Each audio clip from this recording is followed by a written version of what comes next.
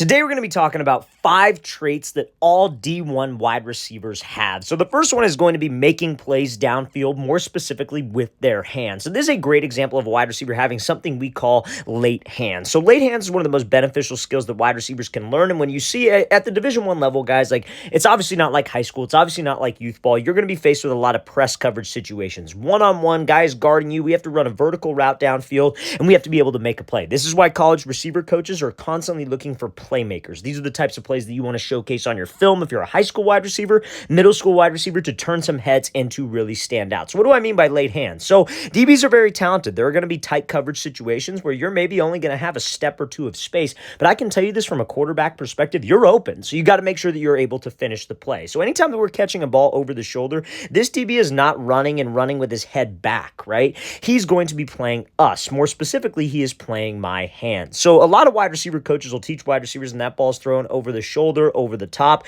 to go up and like reach their hands and go to the ball. That is probably the worst thing that you could do on an over-the-shoulder catch. You want to catch the ball chest level because you don't want to let this DB know when that ball is going to be getting there. Because again, this is how you get him peeking in the backfield. This is how you get him guessing. This is how you get him hesitating when you are late with your hands. So having late hands is one of the most beneficial things and something that all D1 wide receivers have when catching a ball downfield. Now, you don't want to be late with your hands if the ball's underthrown, right? If the ball's underthrown, you got to go back to the ball. You got to go catch it at its highest point, but you want to be late with your hands anytime that ball keeps you in stride to not allow that DB to make a play. Guys, these are the things that they are looking for at the next level. They are looking for playmakers, and if you could showcase that you're a threat downfield, you will be an asset, especially because so many offenses run that 5 wide receiver air raid system, and they're constantly looking for receivers who can make plays downfield. So let's play this full speed one time, and then we'll get into the second trait of D1 wide receivers. So make sure that we are a threat downfield and we have late hands. So now, second tip is going to be attention to detail on your route running. But before we get into the route running details that all D1 wide receivers need to have, guys, if you're a receiver and you would like to train with us this offseason, we are coming out to 13 more states across the U.S. for 2-day-long QB and wide receiver training camps. And we would love to have you out there, guys. So check out that very first link in the description below if you're local to one of these cities that we are coming to. We already came to San Francisco, California, Miami, Florida. We're going to Las Vegas this weekend. Our first 4 camps, you guys, are completely sold out, but then we'll be heading out to Portland, Oregon, Dallas, Texas, Nashville, Tennessee, Chicago, Illinois, Buffalo, New York, Atlanta, Georgia, Houston, Philly, Detroit, Boise, and Los Angeles. So guys, if you want some more information, want to learn how you can sign up, what we'll be doing at those camps for receivers and quarterbacks, check out that very first link in the description below. Like we said, again, very first link below. Let's get back to this video. So like I said, second trait of D1 wide receivers, their attention to detail with route running. I think route running is getting more and more popular. It's honestly a requirement for wide receivers at the next level because of how talented the DB position is getting. Guys, being bigger than a DB, being faster than a DB, yeah, it certainly helps. But when DBs are technically sound, the only way that we can separate, especially if you're not a freak athlete like a Tyreek Hill or super tall Julio Jones type wide receiver, is your route running. So let's look at this right here. This is a route called a post out route. This is a wide receiver from Arizona. And this is probably one of the best wide receiver in terms of route running in this upcoming draft class, right? So a post out or a blaze out is just like a post corner. I'm sure all of you are familiar with the post corner, where you break to a post, you take 3 steps to the post, and then you break back to the corner.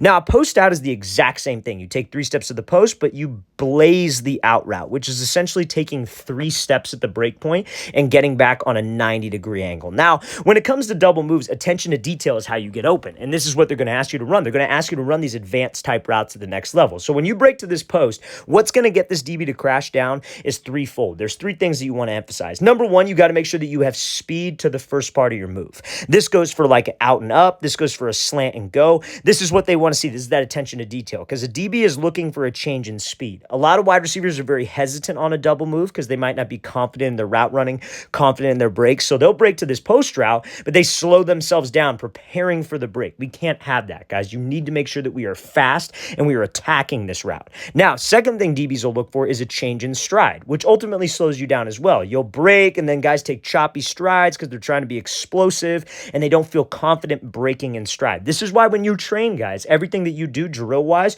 should be in full stride. We run routes in full stride. We are not doing cone drills where the cones are 2-3 yards apart. We are running in full stride and changing direction in full stride. This is that attention to detail, right?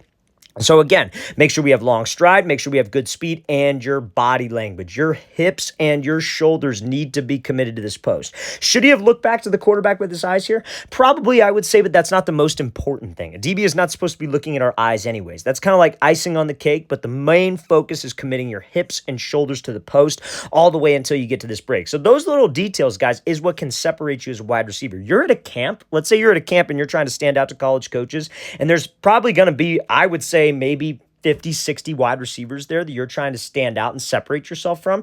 Route running is how you're going to do that. You will get an opportunity to run routes versus air. You will get an opportunity to go one-on-ones versus DBs. And these little details is how you guys can separate yourself. Okay, now third thing that all D1 wide receivers are able to do is they are able to separate versus press coverage, right? And you see these, five-star guys, D1 wide receivers, they all have great feet off the line, great releases off the line. And we're going to talk about one tip that can help you guys really get more separation off the line. And that is going to be stepping outside the DB's frame and bringing your head with your knee. So what do I mean by that? So let's look at this clip here. This is a five-star wide receiver from last year. This is Jonte Cook, who ended up going to the University of Texas, got some play time there. This is a great example of how he's able to beat press coverage. So when you're trying to get a DB to move, right, you got to understand that, he's not going to move unless we move, right? So many wide receivers see the fancy, cone drills, kind of the pointless cone drills, and they have all this quick feet off the line, but they're not going anywhere. They're not threatening anybody in any direction. If I'm trying to get this DB to jump to the outside, I actually have to threaten him to the outside. I got to step outside of his body frame. Now, I know what some of you are thinking. Well, coach, if I step that far outside of his frame, won't my foot be really wide? I won't have any power off of that cut. I'll be really slow. I'll be in a compromising position. I could put pressure on my knee. That's why I'm telling you guys to bring your head with your knee. If you take one thing away from this video, I want it to be that anytime you're cutting, anytime that you're making a move, you should make sure that your head is even with your knee, because now not only does that put that foot more so inside of your frame. Imagine if Cook's head would have stayed over here. That cut would be extremely weak. That put a ton of pressure on his knee, and he would not be able to drive and separate. But we know we got to step outside the guy's frame, so how can we efficiently do that? Bring your head even with the knee. Keeps it inside your frame. Now, the other reason that you want to do that is because when a DB's in press coverage, what is he supposed to be watching on a receiver? He's supposed to be watching my hips, right? So if he's looking at our hips, and I just step out there, but my body stays square, I'm not moving my hips. You need to sell your press releases with your hips. And that is something that you see so many high-level wide receivers do. When you bring the head with the knee, your hip is naturally going to go with your head. Your body's attached, right? It's not separate. It's not a separate thing. So when you step wide and you bring your head with your knee, that puts your body in a position to sell the move.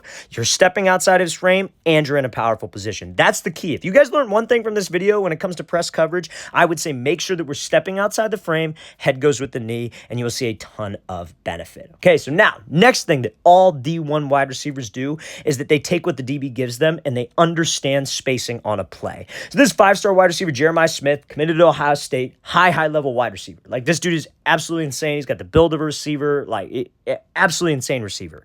And he's got inside shade press, and he is going to be running a post route, right? So if you're running a post against inside shade press, ideally when I'm running a post against press coverage, I probably want to take an inside release. But if that DB is lined up inside shade, he is taught do not give up the inside. That's the whole purpose. So this is a great example of a wide receiver taking what a DB gives them.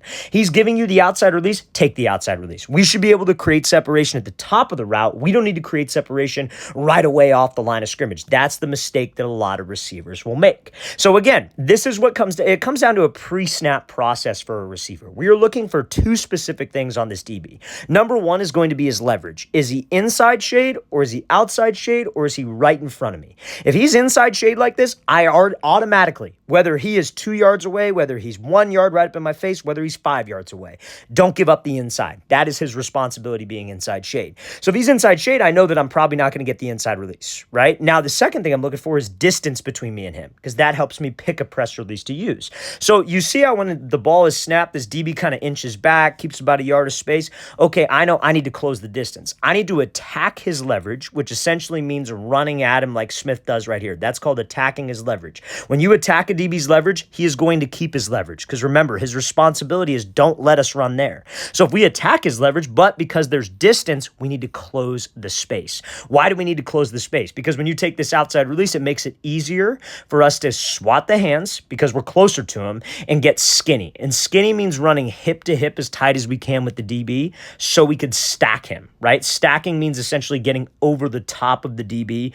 where he is like trailing me in a way, right? So now again, how does this matter? Because when you attack this DB to the inside, you get him here, close the space, you get skinny, it makes it easier to get separation at the top of the break. We're not forcing that inside release because we have to on an inside breaking route. I can take the outside release and now I put myself in the position to stack, which is something that you pretty much have to do if you're going to take what the DB gives you in terms of your release. Now, let's say, for example, that he's faster than us. Maybe we don't get as good of a release. Maybe it's tight coverage and he's right on my hip. I could still take my inside hand, so my right hand, put it on the back of his shoulder, back of his hip, and slip under him. They call that a throw-by move. Now, some of you might be thinking, well, that seems like very, very complicated. Why wouldn't I just take the inside release, force it, and then get back into him and then break? Remember, he's not going to let us do that, and not every situation is one-on-ones like this. Because in one-on-ones, you ain't got no other receivers on the field, right? But let's say, for example, Smith's the outside wide receiver. He's lined up on like the bottom of the numbers.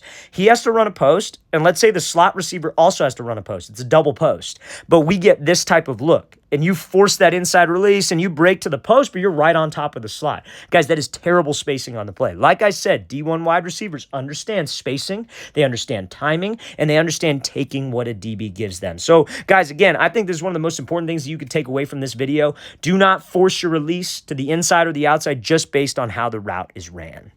Okay, so now, second thing I would say, or not second thing, fifth thing for D1 wide receivers that you can do, or that you should try to emphasize in your games to stand out to these D1 level coaches, is being able to beat press coverage that is physical, right? Now, again, in camps, you're going to see a lot of DBs like this. I'm going to play this example where they lunge at you off the ball, try to be physical, try to embarrass you. It is a very, very easy type of coverage to beat, right? Because when a DB lunges at us like this, he is foregoing his base. He does not have his base. So as a wide receiver, again, it comes down to your attention to detail. The receiver position is all about details. Being an efficient receiver is all about what's the little things. The little things are not little. All the little things will add up to a big thing. So why is this wide receiver able to beat this? Number one, his stance is perfect, right? His feet are inside of his frame. He's got a slight bend to his knees, not really wide. When receivers have this super wide stance and a DB jams, they're pretty much screwed. His feet are inside his frame. His hands are not X'd on himself, like crossed. I don't know why wide receivers do that. They're not resting on his knee. They're not super low, but they're relaxed. They're relaxed up by his waist because he's ready to fight. Notice how they're not up by his chest either, like super tense, because you don't want to be tense. You want to be mobile, so if you have to do a release, you could bring your head with your knee, like we were talking about earlier in this video. So again, this is a perfect stance. And all of that is details and all of that is reps. So when a DB does lunge at us, again, and another thing too, keeps a good pad level. He doesn't come off the line and do all this fancy footwork and stand straight up in the air. He keeps a low pad level position. He's got a good base because his feet were underneath him in his stance and his hands are ready to fight. That is easy money when trying to beat this DB who tries to be overly physical. And this is something that you could do to stand out. All high-level wide receivers are able to beat this type of coverage, no problem. Let's play this again full speed. That is textbook on how to beat that physical DB who likes to lunge at us.